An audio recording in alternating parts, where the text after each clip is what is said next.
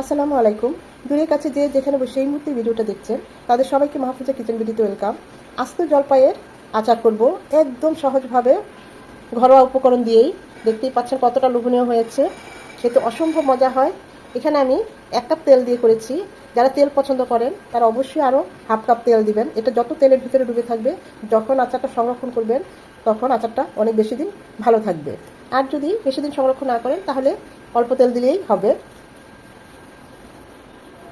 তা আমি কীভাবে এই আস্ত জলপাইয়ের আচারটা করেছি এত সহজভাবে, সেটাই আজকে আপনাদের সাথে শেয়ার করব। কথা না বাড়িয়ে চলুন আমরা মূল ভিডিওতে চলে যাই।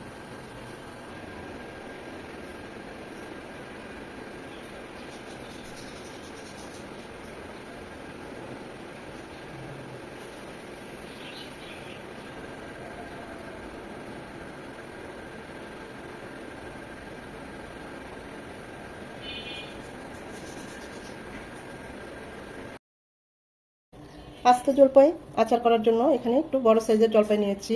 চেষ্টা করবেন 10-20 টাকা কেজিতে বেশি হলেও এরকম মাংসওয়ালা একটু বড় সাইজের জলপাইগুলো নিতে। এই আচারে এটাই এর বৈশিষ্ট্য, খেতে খুব ভালো হয়।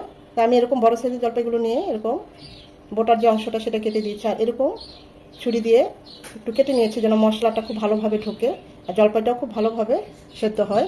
প্রতিটা জলপাই দেখেন কত বড় বড় ডাসা ডাসা। এই রেসিপির জন্য এরকম ডাসা ডাসা জলপাই দরকার।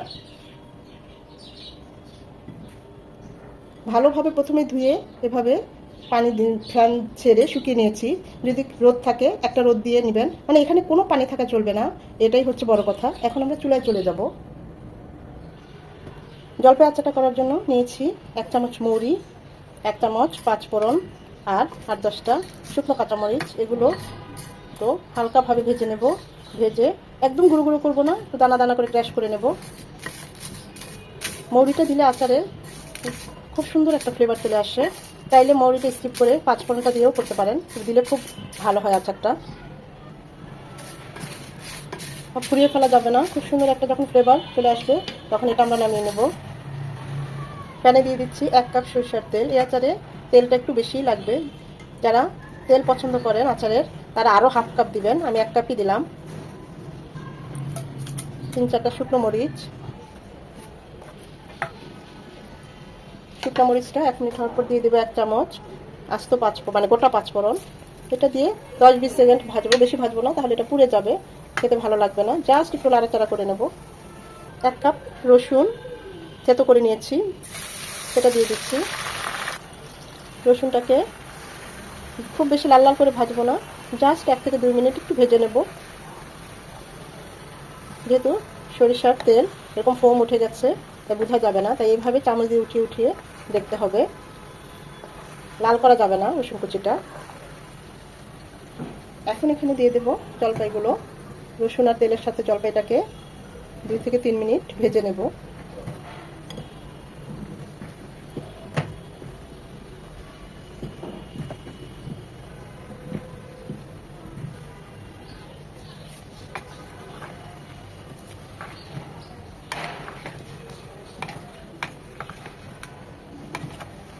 জলপাইগুলো তেলের মধ্যে ভাজতে ভাজতে রসুনটাও আরেকটু ভাজা ভাজা হয়ে যাবে।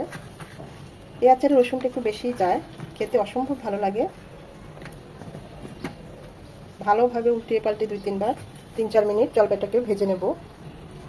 2 টুকরো দারচিনি আর 3টা সাদা এলাচ থেতো করে দিয়েছি ফ্লেভারটা বের হওয়ার জন্য, সেটাও দিয়ে দিচ্ছি। এটা ওই যে রসুন আর তেল যে দিয়েছিলাম তখন দিলে হতো, মনে ছিল না, সমস্যা নেই। এখন দিয়েও আমরা একটু ভাজা ভাজা করে নেব, যেহেতু জলপাইটা এর থেকে সুন্দর একটা ফ্লেভার চলে আসবে। জলপাই কালারটাও চেঞ্জ হবে। 2-3 মিনিট জলপাইগুলো ভেজে নেওয়ার পর এখন এখানে দিয়ে দিব বিট লবণ 1.5 চামচের মতো দিলাম। হলুদ সর্ষে বাটা 2 চামচ, আদা রসুন পেস্ট 1.5 চামচ। এটা অবশ্যই পানি ছাড়া বাটতে হবে, আর যদি পানির দরকার হয় সিরকা দিয়ে নেবেন পানির পরিবর্তে। হাফ কাপ চিনি, এটা মিষ্টি হবে না, একটু টক টক মিষ্টি মিষ্টি এতটুকু হবে। এই কাপে তেল ছিল তাই এরকম দেখাচ্ছে সরষের তেলটা। দিয়ে দেবো 2 টেবিল চামচ সিরকা বা সাদা ভিনেগার, যে যেটা বলে। এতে আচারটা দীর্ঘদিন ভালো থাকবে, নষ্ট হবে না।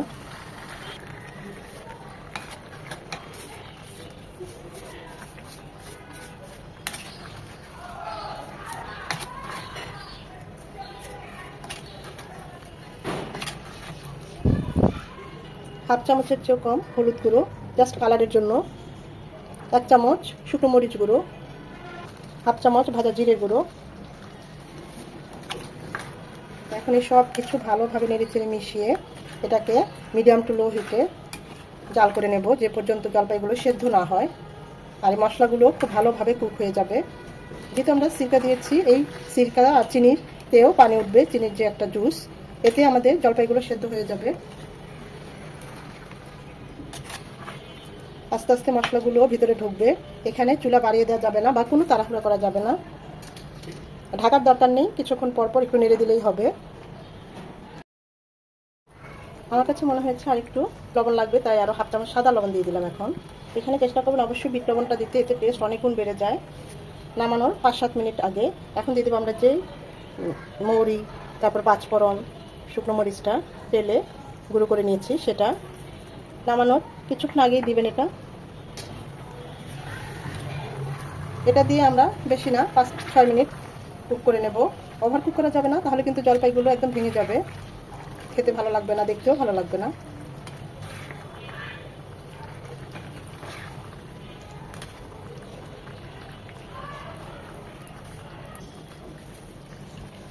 আচারটা আমাদের একদম কমপ্লিট, সব জলপাই সেদ্ধ হয়ে গিয়েছে, মশলাগুলো একদম। আমরা এখন চুলাটা অফ করে দেব। একটু বেশি কুক করলে জলপাইগুলো ভেঙে যাবে, আর তাছাড়া ঠান্ডা হতে হতে এই গরমে একদম মজে যাবে।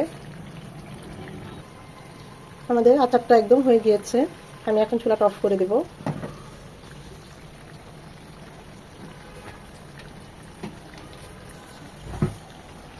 টেস্ট করেছি, সব ঠিক আছে, অনেক টেস্ট হয়েছে। আর এই আচারটা এরকম তেলেই ডুবে থাকে। এখানে তেল যত বেশি দিবেন, আর যদি বেশি দিন দীর্ঘ স্থায়ী করে রাখতে চান, ভিনেগার তো অবশ্যই দিতে হবে, তো তখন দেখবেন আচারটা ভালো থাকবে। মাঝে মাঝে শুধু একটু রোদে দিলেই হবে। আচারটা একদম রুম টেম্পারেচারে ঠান্ডা করে নিতে হবে। এই যে গরমটা আচারে যে আছে, এই গরমের ভাবটা আচারের ভিতরে আস্তে আস্তে ঠান্ডা হবে, আর এই জলপাইগুলো মজবে। খেতে এত মজা লাগে, একটা আস্ত জলপাই মুখে দিলে দেখবেন মুখ থেকে আর সরানো যাবে না, কথাই বলা যাবে না, কথা মিলিয়ে যাবে। এটা এতটাই টেস্টি আচারটা, খুবই ছটপটে এবং খুবই সহজ, এটা সবাই করতে পারবে এবং বেশ দীর্ঘদিন এটা সংরক্ষণও করে রাখা যায়। আচারটা একদম ঠান্ডা হোক, তারপরে আমরা সার্ভ করব। আচারটা ঠান্ডা হতে হতে আপনাদের সাথে একটা জিনিস শেয়ার করি, এটাকে আমরা কাঠবাদাম বলি। এখন কে কি নামে চেনে জানি না, কমেন্ট করে জানাবেন। দেখি খুব ভালো লাগলো, এই সিজনে এগুলো পাওয়া যায়, তো নিয়ে আসলাম অনেকগুলো, তো ভাবলাম এটা আপনাদের সাথে একটু দেখাই, শেয়ার করি। এটা আস্তে আস্তে পাকবে আর এভাবে ফেটে যাবে, যতটা পাকবে ততটা ফেটে যাবে। এর যে ছোটোগুলো আছে ওগুলোতে অল্প বাদাম পাওয়া যায়, এই যে দেখতে পাচ্ছেন বাদামগুলো, খেতে অসম্ভব মজার।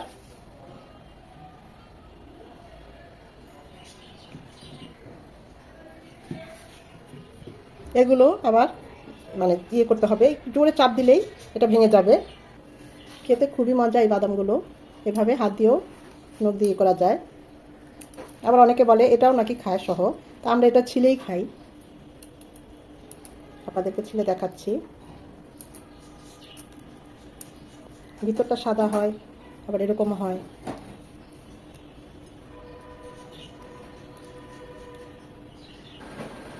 দেখেন কতগুলো পার্ট, প্রাকৃতিক জিনিস আল্লাহর সৃষ্টি। এটা তো একটা খোসা ছাড়ালামই, এখন এই খোসার ভিতরে আবার আরেকটা খোসা, এটাও একটা খোসা। এই যে এই সাদা, এটাকেই খাওয়া হয়, এটাকেই বলে বাদাম।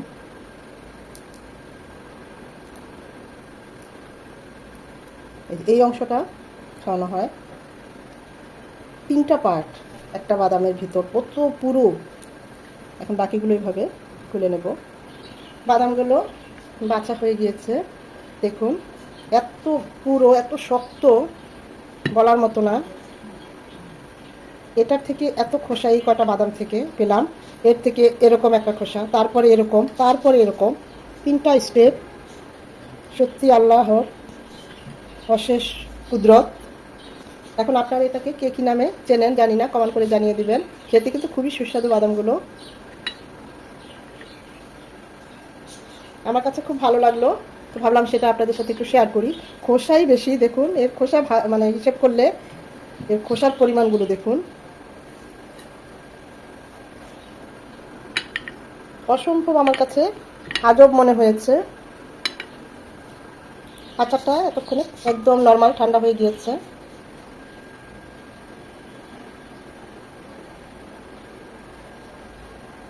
চেষ্টা করবেন কাঁচের বয়ামে এটা রেখে দিতে। এটা যত দিন যাবে তত মজবে এই তেলের ভিতরে, আর খেতে ততই ভালো লাগবে। আর মাঝে মাঝে শুধু একটু রোদ্রে দিলেই হবে। আর রোদ্র না থাকলে বারান্দায় মাঝে মাঝে 1 ঘন্টা করে নর্মাল রোদ্রে রাখলেও হবে। দেখতেই পাচ্ছেন কতটা লোভনীয় হয়েছে আমাদের এই জলপাই আচারটা। খুবই সিম্পল, খেতে অসাধারণ হয়। যদি ভিডিওটা ভালো লেগে থাকে এভাবে একবার হলেও ট্রাই করতে পারেন। আশা করি আপনাদের এটা ভালো লাগবে। আর এই আচারটা সংরক্ষণ করে সারা বছর রেখে দিতে পারেন। যখন জলপাইয়ের সিজন থাকবে না তখন এই আচারটা বের করে খেতে পারেন। এটা এমনি এমনি খাওয়া যায়, আবার খিচুড়ি দিয়েও খুব ভালো লাগে এই আচারটা। যদি ভিডিওটা ভালো লেগে থাকে লাইক কমেন্ট শেয়ার করে দিবেন। ধৈর্য নিয়ে সময় নিয়ে যারা এতক্ষণ ভিডিওটা দেখেছেন তাদের সবাইকে অসংখ্য ধন্যবাদ।